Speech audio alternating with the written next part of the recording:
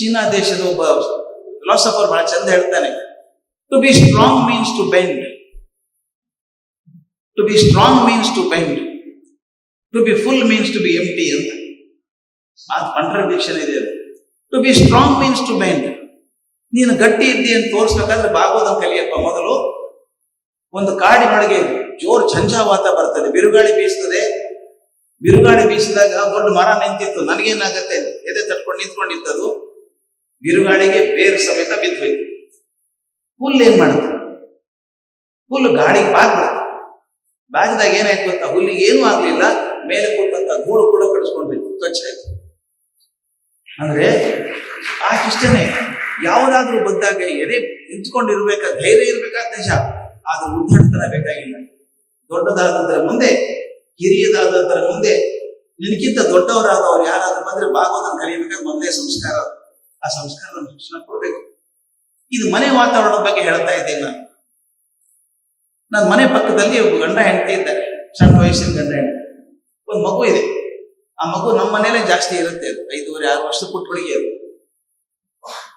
ಒಂದ್ ದಿವ್ಸ ಆ ಅಪ್ಪ ಅಮ್ಮ ಇಬ್ರಿಗೂ ಅಪ್ಪ ಅಮ್ಮ ಇದ್ದಾರೆ. ಅಂದ್ರೆ ಹುಡುಗಿ ತಂದೆಗೂ ತಂದೆ ತಾಯಿ ಇದ್ದಾರೆ, ತಾಯಿಗೂ ತಂದೆ ತಾಯಿ ಇದ್ದಾರೆ. ಒಂದ್ಸಲ ಪಾಪ ತಂದೆ ತಾಯಿ ಬಾಗಲಕೋಟ್ ಕಡೆಯಿಂದ ಎಲ್ಲ ಬಂದ್ರು ಊರಿಂದ. ಆ ಬಸ್ ತಪ್ಪಿ ಏನೋ ಫಜೀತಿಯಾಗಿ ಕಷ್ಟಪಟ್ಟು ಬಂದು ಖುಷಪ್ಪ ಅಂತ ಬ್ಯಾಗ್ ಇಟ್ಟು ಕೂತ್ಕೊಂಡ್ರು. ಈ ಪುಟ್ಟ ಹುಡುಗಿ ಹೋಯ್ತು. ಅಜ್ಜ ವಾಪಸ್ ಹೋಗೋದು ಯಾವಾಗಿಲ್ಲ ಅಂತ ಕೇಳ್ತು. ಆ ಮುದುಕ್ರು ಹೇಳಿದ್ರಲ್ಲಮ್ಮ, ಈಗ ತಾನೇ ಬರ್ಲಿಕ್ಕತ್ತೀನಿ, ಈಗ ಬಂದ್ ಬ್ಯಾಗ್ ಇಡ್ತೀನಿ, ಊರಿಗೆ ಹೋಗೋದು ಕೇಳ್ತೀಯಲ್ಲಮ್ಮ ಅಂತ. ಆ ಹುಡುಗಿ ಏನ್ ಹೇಳ್ಬೇಕು? ಆಯ್ತು ಬಿಡು, ಇನ್ನೊಂದ್ ತಿಂಗಳು ಕಿರಿಕಿರಿ ತಪ್ಪಿದ್ದಲ್ಲ ಅಂತ. ಈ ಮಾತು ಯಾರಿಗೂ ತಿಳ್ಕೊಳಕ್ಕೆ ಬಹಳ ಬುದ್ಧಿವಂತಿಕೆ ಬೇಕಾಗಿಲ್ಲ. ಹಿಂದಿನ ದಿವಸ ಗಂಡ ಹೆಂಡತಿ ಜಗಳಾಡಿದ್ದಾರೆ. ಹೆಂಡತಿ ಹೇಳಿದಾಳ ಗಂಡನಿಗೆ, ನಾಳೆ ನಿಮ್ಮ ಅಪ್ಪ ಅಮ್ಮ ಬರ್ತಾರಲ್ಲ, ಇನ್ನೊಂದ್ ತಿಂಗಳು ಕಿರಿಕಿರಿ ತಪ್ಪಿದ್ದಲ್ಲ. ಈ ಹುಡುಗಿ ಅಲ್ಲೇ ಇತ್ತು, ಆಕೆ ಮುಂದೆ ಹೇಳ್ಬೇಕಾದನ. ಇದು ಆಲ್ ಇಂಡಿಯಾ ರೇಡಿಯೋ, ಎಲ್ಲಿ ಬೇಡ ಅಲ್ಲೇ ಹೋಗಿ ಹೇಳಿ ಬಂತು. ಹೋಗಿ ಅಜ್ಜ ಮುಂದೆ ಹೇಳ್ತಾರೆ. ತಪ್ಪು ಯಾರದು ಇದ್ರೊಳಗೆ? ಮಗು ತಪ್ಪಲ್ಲ. ಮಗು ಮುಂದೆ ಏನ್ ಮಾತಾಡ್ಬೇಕು ಅನ್ನೋದು ತಪ್ಪಾಗತ್ತೆ. ದಯವಿಟ್ಟು ನಾನು ಹೇಳೋದು, ಮನೆಯಲ್ಲಿ ಕೂಡ ಸಣ್ಣ ಮಕ್ಕಳ ಮುಂದೆ ಇನ್ನೊಬ್ಬರನ್ನ ಟೀಕೆ ಮಾಡ್ತೀನಿ, ಪಕ್ಕದ ಮನೆಯವ್ರ ಟೀಕೆ ಮಾಡ್ತೀನಿ, ಕೆಟ್ಟ ಕೆಟ್ಟ ಮಾತಾಡ್ತೀನಿ. ನಾನು ಸ್ವಲ್ಪ ಒತ್ತಿ ಹೇಳ್ತೀನಿ, ಬೇಜಾರು ಮಾಡ್ಕೋಬಾರ್ದು ಯಾರು. ನಮ್ಮ ಕಡೆ ಬೈಗಳು ಬಹಳ ಸುಲಭ ಬಂದ್ಬಿಡ್ತಾರೆ. ಉತ್ತರ ಕರ್ನಾಟಕದಲ್ಲಾಗ್ಲಿ, ನಮ್ಮ ಕಲ್ಯಾಣ ಕರ್ನಾಟಕದಲ್ಲಾಗ್ಲಿ, ಅವು ಬೈಗಳಿಗೆ ಅರ್ಥ ಇಲ್ಲ, ಆದ್ರೆ ಬೈಗಳು ಬರ್ತಾವೆ. ನೀವು ಮನೆಯಲ್ಲ ಬೈಗಳು ಬಳಸ್ತಾ ಇದ್ರೆ ಮಕ್ಕಳಿಗೂ ಬರಲ್ವಾ? ದಯವಿಟ್ಟು ತಿಳ್ಕೋಬೇಕಾದದ್ದು, ನಾನು ಏನ್ ಮಾಡ್ತೀನೋ gets amplified in the children. ಮಕ್ಕಳಲ್ಲಿ ನೋಡ್ತದೆ. ಆದ್ರಿಂದ ಇನ್ನೊಂದು ಬಹಳ ಚೆನ್ನಾಗಿರೋ ಮಾತಿದೆ, ನಿಮ್ ಮಗನ ಚಂದ್ರನ ಮೇಲೆ ಹೋಗು ಅಂತ ಹೇಳ್ಬೇಡ, ಮೊದಲು ನೀನ್ ಹೋಗು ಅಂತ. Don't ask your child to go on moon, you go first and invite him ಅಂತ. ನನಗೆ ಮಾಡ್ಲಾರ್ದ ಮಕ್ಕಳ ಕಡೆ ಮಾಡಕ್ ಹಚ್ಬೇಡ. ತಮಾಷೆ ಇದೆ. ಅಭಿಮಾನಿ ತಿಳ್ಕೊತಾರೆ ಅಪ್ಪ ಅಮ್ಮ ಇಬ್ರು. ಇವನ್ನ ಹುಟ್ಟದಾಗಿ ನೋಡಿದ್ದೀನಿ, ಇವನ್ನ ನನ್ನ ಮಗ ಹುಟ್ಟದಾಗಿ ನೋಡಿದ್ದೀನಿ ಅಂತ ಅಂದ್ರೆ ಬಹಳ ಸಂತೋಷ ಪಡಬೇಡಿ. ಅವನು ಹುಟ್ಟದಾಗಿ ನಿಮ್ಮನ್ನೇ ನೋಡಿದ್ದ ಅಲ್ವಾ? ನಿಮ್ಗೆ ಬೇರೆ ಕೆಲಸ ಇತ್ತು, ಆ ಕೆಲಸ ನಡುವೆ ಅವ್ನು ನೋಡ್ತಾ ಇದ್ರಿ. ಅವನಿಗೆ ಅದೊಂದೇ ಕೆಲಸ ಆಗಿತ್ತು ನಿಮ್ಮನ್ನು ನೋಡೋ. ಆದ್ರಿಂದ ನೀವು ಮಗುನ ಎಷ್ಟು ತೀಕ್ಷ್ಣತೆಯಿಂದ ನೋಡಿದ್ದೀರೋ, ಅದು ಹಟ್ಪಟ್ಟು ತೀಕ್ಷ್ಣತೆಯಿಂದ ಮಗು ನಿಮ್ಮನ್ನು ನೋಡಿದೆ. ಆದ್ದರಿಂದ you become a role model for the children. ನನ್ ನೆನಪಿದೆ, ಮಕ್ಕಳ ಹತ್ರ ಮಾತಾಡ್ಬೇಕಾದ್ರೆ ತುಂಬಾ ಹುಷಾರಾಗಿರ್ಬೇಕು. ನಾವೇನೇನು ಬಡಬಡ ಮಾತಾಡ್ಬಿಡ್ತೀವಿ, ಆ ಮನಸ್ಸಿನ ಮೇಲೆ ಕೂತ್ಕೊಳ್ತದೆ ಅಂತ ಗೊತ್ತೇ ಇಲ್ಲ ನನಗೆ.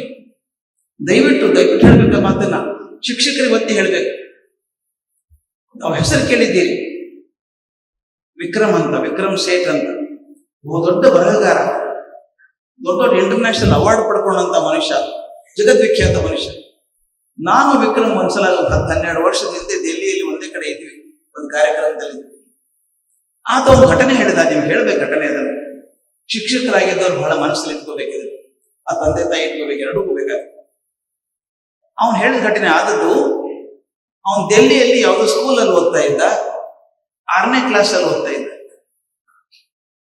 ಇಂಗ್ಲಿಷ್ ಟೀಚರ್ ಬಹಳ ಒಳ್ಳೆ ಟೀಚರ್, ಪದ್ಯ ಕಲಿಸ್ತಾ ಇದ್ರಂತೆ. ಹುಡುಗರು ಹೇಳಿದ್ರು, ಎಲ್ಲೋ ಬರೀ ಅವ್ರದೇ ಪದ್ಯ ಯಾಕೆ ಓದಬೇಕು, ನಾವೇ ಬರೀಯೋಣ ಪದ್ಯ, ನೀವು ಬರೀರಿ ಎಲ್ಲರೂ ಓದೋದು ಪದ್ಯ, ಒಂದು ಟಾಪಿಕ್ ತಗೋರಿ, ಪದ್ಯ ಬರ್ಕೊಂಬನ್ನಿ ಸೋಮವಾರ ಅಂತ ಹೇಳಿದ್ರು. ಮಕ್ಕಳಿಗೆ ಉತ್ಸಾಹ ಬಂತು. ಸೋಮವಾರ ಬೆಳಗ್ಗೆ ಹೋದಾಗ ಎಲ್ಲರೂ ಪದ್ಯ ಬರ್ಕೊಂಡು ಹೋದ್ರು. ಟೀಚರ್ ತಗೊಂಡ್ರು, ಓ ಚೆನ್ನಾಗಿ ಬರೆದಿದ್ದೀರಿ, ನಾನೆಲ್ಲ ಇವ್ಯಾಲ್ಯೂಯೇಟ್ ಮಾಡಿ ನಿಮಗೆ ಬುಧವಾರ ಕೊಡ್ತೀನಿ, ನಾಡಿದ್ದು ಗ್ರೇಡ್ ಕೊಡ್ತೀನಿ ಅಂತ. ಬುಧವಾರ ಮಕ್ಕಳೆಲ್ಲ ಕಿವಿ ಹಾಕಿ ಕೂತಿದ್ರು, ಗ್ರೇಡ್ ಕೊಡ್ತಾರೆ ಟೀಚರ್ ಅಂತ. ಟೀಚರ್ ಒಂದೊಂದೇ ಪೇಪರ್ ತಗೊಂಡ್ರು. ಓ ಪದ್ಯ ಎಷ್ಟು ಚೆನ್ನಾಗಿದೆ ನೋಡಿದ್ದು, ಭಾಷೆ ಚೆನ್ನಾಗಿದೆ, ಇದ್ರೊಳಗೆ ಕತೆ ಚೆನ್ನಾಗಿದೆ, ಇದು ಶಬ್ದ ಬಳಸಿದ ರೀತಿ ಚೆನ್ನಾಗಿದೆ, ಒಂದೊಂದೇ ಹೊಗಳಿ ಹೊಗಳಿ ಎಲ್ಲ ಪೇಪರ್ ವಾಪಸ್ ಕೊಟ್ಟರು. ಪೇಪರ್ ಕೊಟ್ಟ ಮೇಲೆ ತಮ್ಮ ಕ್ಲಾಸ್ ಶುರು ಮಾಡಿದ್ರು.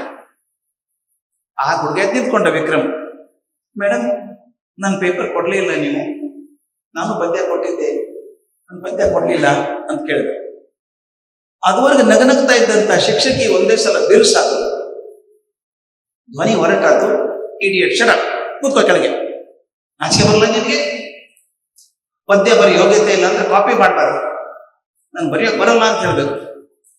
ಇಲ್ಲ ಮೇಡಮ್ ನಾ ಕಾಪಿ ಮಾಡಿಲ್ಲ ಅಂತ, ಕೂತ್ಕೋ ಸುಮ್ಮನೆ, ನನಗೆಲ್ಲ ಗೊತ್ತಿದ್ದೆಲ್ಲ ಅಂತ ಜೋರ್ ಮಾಡಿ ಅಬ್ಬರಿಸ್ಬಿಟ್ರು. ಹುಡುಗ ಕೂತ್ಕೊಂಡು ಅಳೋಕ್ ಶುರು ಮಾಡಿ. ಮೇಡಮ್ ಹಾಗೆ ಕ್ಲಾಸ್ ಮಾಡಿ ಹೋದ್ರು. ಆ ಹುಡುಗಕ್ಕೆ ಸಿಟ್ಟಿತ್ತಲ್ಲ ಹೊರಗಡೆ ಕುದಿತಾ ಇತ್ತು. ಎಷ್ಟರ ಮಟ್ಟಿಗೆ ಆಯ್ತು ಅಂದ್ರೆ ಮುಂದಿನ ಆಕೆ ಕ್ಲಾಸಿಗೆ ತನ್ನ ರೆಗ್ಯುಲರ್ ಬೆಂಚ್ ಅಲ್ಲಿ ಕೂಡಲಿಲ್ಲ, ಹಿಂದಿನ ಕ್ಲಾಸಿಗೆ ಕೊಡೋದು, ಕ್ಲಾಸ್ ಬಂದ ಹಿಂದೆ ಕೊಡೋದು. ಅದು ಸಿಟ್ಟು ನಿಧಾನಕ್ಕೆ ದ್ವೇಷ ಆಯ್ತು. 6ನೇ ಕ್ಲಾಸ್ ಮುಗಿದ್ಮೇಲೆ 7ನೇ ಕ್ಲಾಸಿಗೆ ಬೇರೆ ಟೀಚರ್ ಬಂದ್ರು. 10ನೇ ಕ್ಲಾಸ್ವರೆಗೂ ಶಾಲೆ ಆಯ್ತು. ಮುಂದೆ ಕಾಲೇಜ್ಗೆ ಹೋದ ಹುಡುಗ. ಇವನು ಕಾಲೇಜ್ ಹೋದಾಗ ಇವನು ಆರ್ಟಿಕಲ್ ಎಲ್ಲ ಕಡೆ ಪಬ್ಲಿಷ್ ಆಗ್ತದೆ, ಲೇಖನ. 16 ವರ್ಷ ಕಳೀತು. ನ್ಯಾಷನಲ್ ಅವಾರ್ಡ್, ಇಂಟರ್ನ್ಯಾಷನಲ್ ಅವಾರ್ಡ್ ಎಲ್ಲ ಬಂತು, ಜಗತ್ತೆಲ್ಲ ಸುತ್ತಾ ಇದ್ದ. ಮತ್ತೆ ದಿಲ್ಲಿಗೆ ಬಂದ. 12 ವರ್ಷ ಆಗೋಗಿದೆ. ಒಂದ್ ದಿವಸ ಫೋನ್ ಬಂತು ಸಾಯಂಕಾಲ, ವಿಕ್ರಮ್. ಹೌದು ನಾ ವಿಕ್ರಮ್ ಅಂತ ಹೇಳಿದ್ರು. ಸರ್ ಒಂದ್ ಕೆಲ್ಸ ಆಗ್ಬೇಕಲ್ಲ ನನಗೆ, ನಾಳೆ ನಮ್ಮ ಮನೆಗೆ ಒಂದು 5 ನಿಮಿಷ ಬರೋಕ್ಕಾಗತ್ತಾ ಅಂತ ಆ ಕಡೆ ಗಂಡ್ಸ್ ಕೇಳಿದ್ರು. ಇವ್ನು ಇಲ್ಲ ಸರ್ ನಾನು ಬರೋಕ್ಕಾಗಲ್ಲ, ಆ ಟೈಟ್ ಇದೆ ಶೆಡ್ಯೂಲ್, ನಂಗೆ ಹೋಗಕ್ಕಾಗಲ್ಲ. ಇಲ್ಲ ನನ್ನ ಹೆಂಡತಿ ನಿಮ್ಮನ್ನು ನೋಡ್ಬೇಕು ಅಂತ ಬಹಳ ಅಪೇಕ್ಷೆ ಪಡ್ತಿದ್ದಾರೆ, ಆಕೆಗೆ ಆರೋಗ್ಯ ಸರಿ ಇಲ್ಲ, ಆಕೆ ಟೀಚರ್ ಆಗಿದ್ರು, ನಿಮಗ್ ಟೀಚರ್ ಆಗಿದ್ರು ಅಂತ. ಹೌದಾ ನನಗೆ ಟೀಚರ್ ಆಗಿದ್ರ? ಯಾವ ಸ್ಕೂಲಲ್ಲಿ? ಈ ಸ್ಕೂಲ್ ನನ್ನಲ್ಲೇ ಕಲ್ತದ್ದು ಅಂತ ವಿಕ್ರಮ್. ಯಾವ ಸಬ್ಜೆಕ್ಟ್ ಕಲಿಸಿದ್ರು? ಇಂಗ್ಲಿಷ್. ಓ ಇಂಗ್ಲಿಷ್ ಎಲ್ಲ ನೆನಪಿದೆ ನನಗೆ, ಯಾವ ಟೀಚರ್ ಅವರು ಅಂತ ಉತ್ಸಾಹದಿಂದ ವಿಕ್ರಮ್ ಕೇಳಿದ. ಅವ್ರ ಹೆಸರು ಹೇಳಿದ್ರು. ಹೇಳಿದ ತಕ್ಷಣ ವಿಕ್ರಮನ ಮನಸ್ಸು ಮತ್ತಿಷ್ಟು ಬಿರುಸಾಯ್ತು. ಯಾಕೆ? ಟೀಚರ್ ಅವರೇ ಬೈದವರು, ಮೊದಲರ ಬಗ್ಗೆ ಕೋಪ ಆಯ್ತಲ್ಲ. ಇವನ್ ಧ್ವನಿ ಇನ್ನಿಷ್ಟು ಬಿರ್ಸಾಕ್, ಸಾರಿ ಬರೋಕ್ಕಾಗಲ್ಲ ನನಗೆ ಅಂತ. ಅವ್ರು ಬಿಡ್ಲಿಲ್ಲ. ನನಗೆ ಗೊತ್ತು ವಿಕ್ರಮ್, ನನ್ನ ಹೆಂಡತಿ ಬಗ್ಗೆ ಕೋಪ ಇದೆ ನಿಮಗೆ ಅಂತ, ಆದ್ರೆ ಈಗ ಪರಿಸ್ಥಿತಿ ಬದಲಾಗಿದೆಯಪ್ಪ. ನನ್ನ ಹೆಂಡತಿ ಆರೋಗ್ಯ ತುಂಬಾ ಕುಸಿದು ಹೋಗಿದೆ. She suffering from cancer for the last 4 years. ದಿನ ಕೇಳ್ತಾಳೆ, ವಿಕ್ರಮನ್ ಕರ್ಕೊಂಡಾದ್ರು ಬಾ ಅಂತ. ನನ್ನನ್ನು ವಿಕ್ರಮ್ ಕರ್ಕೊಂಡು ಹೋಗು, ಮಾತಾಡ್ಬೇಕು ಅವ್ರ ಹತ್ರ ಅಂತಾಳೆ. ಆಕೆಗೋಸ್ಕರ ಒಂದು 5 ನಿಮಿಷ ದಯವಿಟ್ಟು ಮಾಡ್ಕೊಂಡು ಬನ್ನಿ. ಆಯ್ತು ನಾಳೆ ಬರ್ತೀನಿ 5 ಗಂಟೆಗೆ ಅಂತ. ಮರುದಿನ 5 ಗಂಟೆಗೆ ಹೋದ ವಿಕ್ರಮ್ ಅವ್ರ ಮನೆಗೆ. ನಿಮ್ ಕಣ್ಣು ಮುಂದೆ ಚಿತ್ರ ಬರ್ಬೇಕು. ಹೋದ ತಕ್ಷಣ ಗಂಡ ಹೊರಗೆ ನಿಂತಿದ್ರು. ಒಳಗೆ ಕರ್ಕೊಂಡು ಹೋಗಿ ಆ ಹಾಸಿಗೆ ಮೇಲೆ ಅಮ್ಮ ಮಲ್ಕೊಂಡಿದ್ದಾರೆ ಟೀಚರ್. ಗುರ್ತೇ ಸಿಗಲ್ಲ, ದೇಹ ಸೌಂಡ್ ಹೋಗ್ಬಿಟ್ಟಿದೆ. ಪಕ್ಕದಲ್ಲಿ ಒಂದು ಕುರ್ಚಿ ಹಾಕಿ, ನೀ ಕೂತ್ಕೊಳ್ಳಿ ಇಲ್ಲಿ ವಿಕ್ರಮನ್ ಕೂಡಿಸಿ ಗಂಡ ಹೊರಗೆ ಹೋದ್ರು. ಗುರು ಶಿಷ್ಯರು ಮಾತಾಡ್ಕೊಳ್ಳಿ ಅಂತ. ಆ ತಾಯಿ ಎದ್ದು ಕೂಡ ಒದ್ದಾಡ್ತಾ ಇದ್ರು. ಎದ್ದು ಕೂಡಕ್ ಆಗ್ತಿರ್ಲಿಲ್ಲ. ವಿಕ್ರಮನೇ ಸಹಾಯ ಮಾಡಿದ, ಕೂಡಿಸಿದ. ಇಲ್ಲ ತಲೆಗೆ ಬಿಟ್ಟ. ಕೂತ್ಕೊಳ್ಳಿ ಅಮ್ಮ ಕೂಡಿಸಿದ. ನಮ್ಗೆ ಇನ್ನೊಂದಿದೆ ಮೇಷ್ಟ್ರಿಗೆ ಗೊತ್ತಾ, ಮಕ್ಕಳು ಎಷ್ಟೇ ದೊಡ್ಡವರು ಅದು ನಮ್ಮ ಮಕ್ಕಳೇ ಅವರು. ವಿಕ್ರಮ್ ಒಂದು ಕೆಲಸ ಮಾಡು, ಆ ಕಪಾಟ್ ಇದೆಯಲ್ಲ ಕಪಾಟ್ ತೆಗಿ. ಕಪಾಟ್ ತೆಗೆದ. ಅಲ್ಲಿ ಕೆಳಗೆ ನ್ಯೂಸ್ ಪೇಪರ್ ಹಾಕಿದೆ ನೋಡು, ಅದ್ರ ಕೆಳಗೆ ಒಂದು ಬ್ರೌನ್ ಪೇಪರ್ ಕವರ್ ಇದೆ, ತಗೊಂಬ ನಂದ ಕೊಟ್ಟ. ನನ್ ಕೊಡ್ಬೇಡವೋ, ಬೀಚ್ ನೋಡೋದಲ್ಲ. ಆ ಬ್ರೌನ್ ಪೇಪರ್ ತೆಗೆದು ನೋಡಿದ್ರೆ ಏನಿದೆ ಗೊತ್ತಾ ಒಳಗಡೆ? ಇವ್ರು ಅವತ್ತು ಬರೆದಿದ್ದಲ್ಲ ಕವನ, ಆ ಕವನ ಇದು ಕಾಯ್ದಿಟ್ಕೊಂಡಿದ್ದಾರೆ ಅವರು.